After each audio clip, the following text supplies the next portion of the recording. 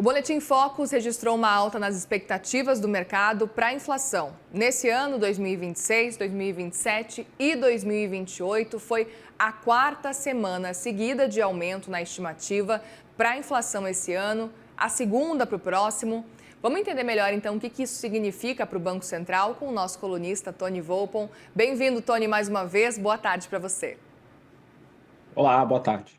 Tony, explica pra gente um pouco sobre esse cenário, assim como a gente viu ao longo aí deste ano, um cenário em que o IPCA ia caindo, as projeções de IPCA caíram, segundo o mercado, a gente tem agora o cenário oposto, uma elevação do IPCA, da previsão para esse ano de 2026 por causa da guerra. O quanto que isso preocupa nesse momento? Preocupa bastante porque o Banco Central, até antes da guerra, já estava sinalizando o início de um ciclo de corte de juros com as expectativas de inflação de médio e longo prazo não estando na meta. Que o livro-texto, pelo menos, indica que isso não deveria ser feito. Então, o Banco Central estava apostando mais em sua projeção de inflação, que indicava que a inflação estaria, de fato, no horizonte relevante, que é em 2027, mais próximo da meta, e não as projeções do próprio mercado. Então, tinha essa diferença entre uma visão mais otimista do Banco Central e uma visão menos otimista do mercado financeiro. Isso, de fato, é correto, né? O Banco Central tem que realmente confiar nas suas projeções e levar as projeções do mercado em conta, porque essas projeções entram como insumo nas projeções do próprio Banco Central, assim que essas projeções são feitas. O que está acontecendo desde lá, né, se a gente pegar a última reunião do Copom, onde de fato ocorreu um corte de juros, né, daquela reunião até agora, está ocorrendo uma alta bem mais forte das expectativas de inflação dentro deste ano, mas também, como você acabou de noticiar, se deslocando para cima em prazos mais longos. E isso coloca o Banco Central numa situação muito complicada em dar continuidade na próxima reunião do Copom, né, que vai ocorrer neste mês de abril, ao ciclo de cortes. E o que a gente também está começando a ver, de uma maneira mais modesta, é o mercado também começando a rever, né, o orçamento de cortes projetado para este ano. O mercado, em geral, ainda acredita que a Selic vai cair para ao redor de 12%, 12,5%, entre 12% e 12,5%, mas a gente já está começando a ver também elevação nessas projeções. Então, realmente, né, obviamente, todos nós torcemos para um fim dessa guerra e um início de uma normalização desse choque energético, né, que acaba impactando a inflação em vários pontos, mas realmente vai ficar muito, muito difícil, do ponto de vista da credibilidade da instituição, a continuidade desse ciclo de cortes frente a essa elevação das projeções de inflação. Eu até aproveito para te perguntar, Tony, como é que você enxerga a credibilidade até da projeção quando a gente olha para o cenário de metas, né? A gente tem a nossa meta de 3% e parece cada vez mais difícil chegar lá. Quando a gente começa a enxergar um cenário de, olha, talvez lá em 2028 a gente vai começar a encostar nessa meta de 3%. Agora vem a guerra que começa a cada vez nos afastar mais dessa possibilidade. Como é que você enxerga esse cenário da credibilidade para esse cenário de metas? Na verdade, tem até um certo fenômeno global, né? O que a gente tem visto pós-pandemia são vários bancos centrais, né? A gente teve aquele surto inflacionário em 2022, a inflação começou a cair, né? Houve uma reação bastante forte de vários bancos centrais àquele surto, uma reação tardia, né? Porque no início, muitos bancos centrais estavam apostando que aquele fenômeno inflacionário era temporário ou transitório. Aí houve a reação, a inflação começou a cair, mas em vários casos, né, cito o caso brasileiro, mas também o caso americano, a inflação nunca realmente chegou na meta e ambos os bancos centrais começaram um processo de recalibrar a política monetária, né, baixando os juros, apostando que apesar da queda de juros, as condições monetárias ainda eram restritivas, então, portanto, dá para baixar os juros e, ao mesmo tempo, ver a inflação continuar a cair.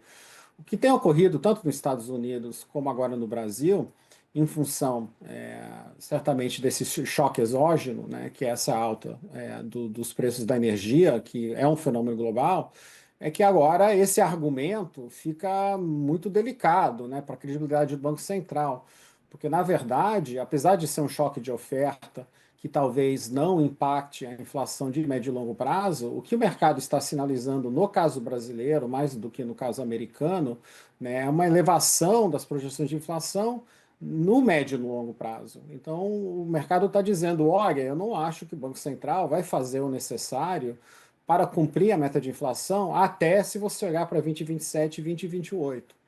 Né? Então, para o Banco Central continuar a cortar os juros frente a essa mudança, né, faz nos voltar, né, a realmente questionar, será questionada a credibilidade do Banco Central. E temos que lembrar que o Gabriel Galípolo, né, que chegou no Banco Central sobre uma certa dúvida do seu compromisso com a meta de inflação, né, em função do fato dele ter sido indicado por este governo, né, que no passado, né, tem criticado bastante o sistema de metas, né, ele de fato fez um trabalho, né, muito importante de associar a credibilidade à gestão que ele tem feito no Banco Central. E hoje ele tem essa credibilidade. O mercado acredita que o Galípolo realmente, né, está levando a sério o mandato de inflação que foi conferido ao Banco Central pelo governo.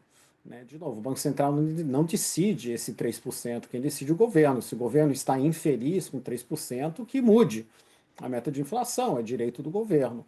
Né? Então, ficar reclamando, mas ao mesmo tempo não fazendo nada pela meta, aí entra em contradição.